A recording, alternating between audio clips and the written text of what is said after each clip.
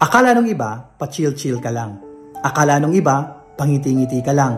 Akala nung iba, patawa-tawa ka lang. Pero, yun ang akala nila. Hindi nila alam na sa kabila ng iyong mga pagngiti, sa kabila ng iyong pagiging masaya, sa likod nito ay may mga problema kang hindi mo alam kung anong gagawin mo. Sa likod nito may mga sitwasyon ka na hindi mo alam kung saan ka pupunta. Sa likod nito may mga pagkakataon na hindi mo alam kung sino ang iyong lalapitan. Pero, minsan, kailangan nating tawanan ang mga problema.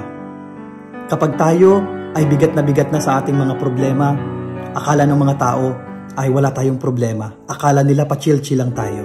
Pero tandaan mo na kapag bigat ka na sa iyong mga dinadala sa buhay, lumapit ka sa Diyos. Sabi nga niya, lumapit kayo sa akin kayong mga napapagal at kayo'y pagpapahingahin ko.